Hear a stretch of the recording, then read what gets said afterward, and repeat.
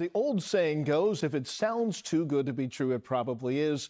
And one San Francisco couple learned that late last fall when they bought a property that didn't quite match what they had in mind. So I think what we're going to do now is we're going to actually go look at a bad deal review. This is kind of an interesting one. We're going to look at a couple of news articles, and there's a bunch of different stories. This was hit up on a bunch of different news stations and different stories on it, on this property in San Francisco, where it ended up this couple bought a property that they thought that they were going to be getting a new commercial rental property. Come to find out that they bought the alley next to their home. So we're going to go through and read a little bit of this article. There's a bunch of different articles on this, but it's kind of an interesting an interesting story, because we see this happen all the time where people haven't done their due diligence. And this one's a little bit unique because San Francisco just targeted the people that lived around this property. So they had kind of a bunch of what I would call kind of junk properties for sale, Hmm. and they sent them out. So I think in this case, maybe they sent it to 5 or 6 different people that were surrounding in the area saying, hey, this property is coming up for sale. Well, they thought it was automatically going to be this commercial duplex, when in reality they were actually buying just a little strip of land. Yeah, it's crazy how assumptions can hurt you. When you just assume the property you're looking at is one thing without actually verifying or checking. And we can see them; they're actually standing Mayhew and JJ stand at the entrance of Dirt Alley, which they accidentally purchased through the city auction. All right, so for about a month this spring, JJ Hollingsworth and Mayhew thought they had bought a $1 million home in the Sunset for a mere $25,000. The sweet sounds of the piano filled the Sunset District home as J.J. Hollingsworth and her husband were getting ready to host a birthday party. The couple thought they scored the sweetest deal in San Francisco this year when they bid on a property put up for auction. I'm sure they thought they hit a home run there. How did they find themselves in this temporary euphoric state of mind? The married couple sealed bid for 1926 Kirkham Street had been declared the winner at a May auction held by the San Francisco tax collector for properties with years of unpaid property taxes. The two celebrated with friends and told longtime tenants of the 2-unit building just across the alley from their 24th Avenue home, that they were the new landlords. But before they could collect their first rent check, they realized something wasn't right.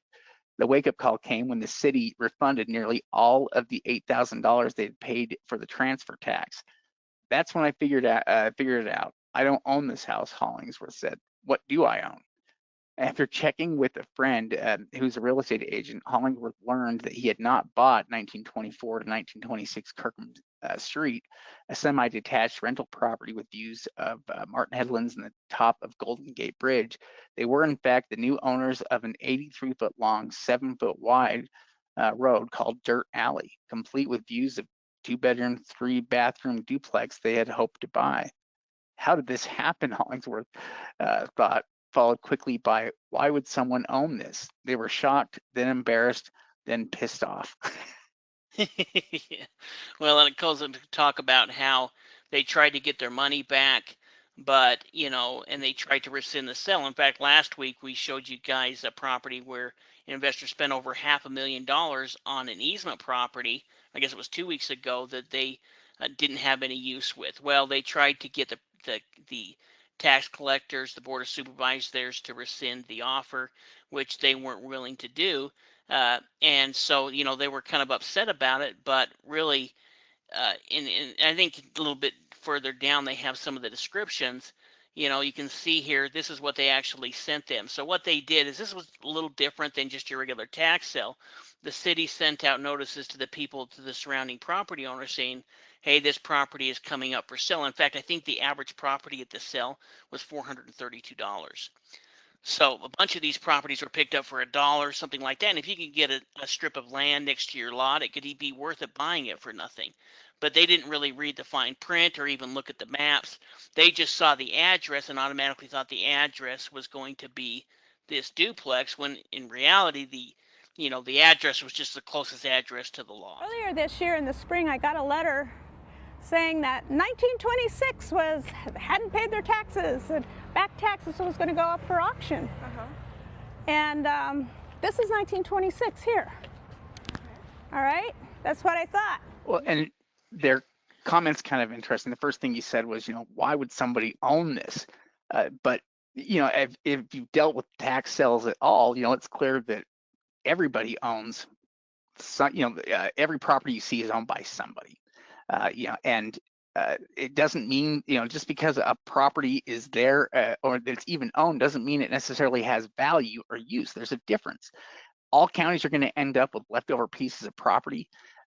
Just kind of like we talked last week about the utility buildings, the utility complex, that was set up either for with cell phone towers in one case, and in the other case, it's like a city's water tower.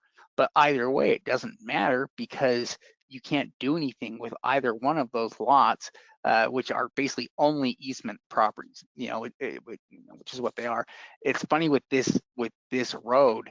I mean, they are complaining about it, but what is crazy about that is that, they're saying here, that I don't pick fights, said Hollingsworth, the self-described cowgirl who grew up in a cattle ranch in Colorado.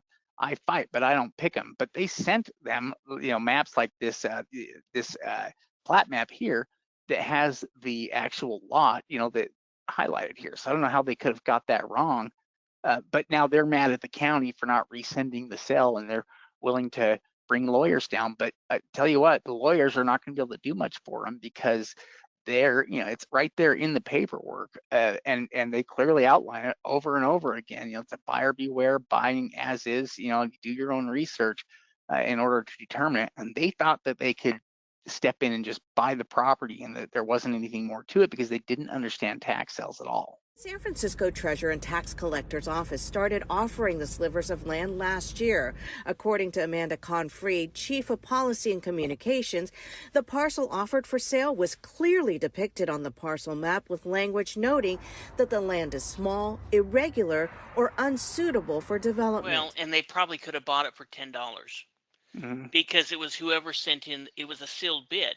So whoever had the highest bid, so they thought, well, we've got 25,000 extra that we could put into it to try to get it. We'll send in our sealed bid of 25,000.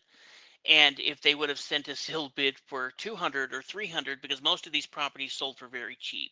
I mean, in a way, they were kind of giving them away, or selling for them for very cheap. I think the most expensive one sold for, besides this one, sold for 11,000, but on average, they sold for about $400. So I think, they kind of sent these out. Hey, these are properties, or these are kind of, strips of land, stuff like that next to your properties. If somebody's interested, they can go ahead and bid on them. And they sent them kind of all of the instructions, the numbers. Yeah, that was the problem. That's the problem, is that they invited the homeowners, to participate in the sale. That was what got them, because they thought, hey, this has worked well in other places. We're just going to send the surrounding neighbors, a little sealed bid thing here, with some auction information. And the problem is that, lots of people think, hey, I'd like to invest in some real estate, but they don't really know anything about what they're getting into. And so that is why they ended up with people that were showing up like they're buying regular real estate, only to find out that they're in a tax sale, and they're totally different things. Well, yeah, and they also offered a webinar. They sent them the instructions on it, and I actually think that it makes sense because who's going to most likely use a strip of land next to their home? The person who owns that home. So I think the city's idea was just hey, we're going to send these out to just the people that are next to or bordering this property, and we'll accept whatever offer is the highest. So, there was a number of different properties that only sold for $1, and so I don't think that it was a big money making scheme, at least from their aspect. But, these people didn't review what it was. They just saw that address without looking at any of the additional document or participating in the webinar. Huh. Interesting. Well, the good news from them is I saw an updated to this story, and there was some artist person that ended up buying it for $26,000, so they got their $25,000 back. Oh, wow. But I think it was almost kind of just somebody that saw the publicity about it and wanted to paint it or do something like that, and so they ended up buying it for them. So they actually ended up a lot better off than most investors would, and because unless it got this publicity, they couldn't put that on the market and sell it for 25 grand, especially where there's an easement in place that allows people to access that alleyway. Yeah. In fact, they're talking about their 25,000 right here that they decided to use on it. And they're standing in front of the building they thought they were buying versus what they actually bought. Yeah, and they were pretty upset about it, feel like they were cheated. But especially in this case, I think that they were, the county actually sent them maps and details on it with a little bit of research. And the good thing is anyone that is listening to this call, shouldn't be making this mistake, because we talk about these type of things so you guys are aware of them and know what to look for when we're looking at tax sale property. Yeah. Well, and I mean, they're basically saying, hey, we would have regretted it if we didn't try to go into it, because, they got the information and thought it was an opportunity, that was coming up. So it makes sense as to why they jumped on it. They just didn't know, what they were doing. And in the excitement, they missed critical pieces of information like the, like the plat map. And I mean, you couldn't imagine trying to buy a property like that without looking up the county records for it, and figuring out what exactly it is. They also skipped over the part of the letter stating that the auction was for parcels rendered unusable by their size, location, or other conditions. So yeah, they were basically like junk lots, and they told them they were junk lots up front. These are unusable because of size, location, or other issues. And so yeah, that is essentially what San Francisco is getting rid of, was just kind of the junk properties. I mean, this is the letter, that they sent out for it. So yeah, I mean, there's really no reason to think that they're selling $1 million, properties. Yeah, well, and they only sent it to the people that it applied to. So it wasn't just like they were offering them to everyone there on the market. You can see that, 20 sold between $10 to $11,000. The medium sales price was $485. Their $25,000 bid looks so crazy because it threw off the prices of the whole auction so much. Yeah, exactly. So luckily they found somebody that was willing to buy it just for the sake of buying it. But in most cases, if you buy these kind of properties, you're going to be stuck with an unusable property. So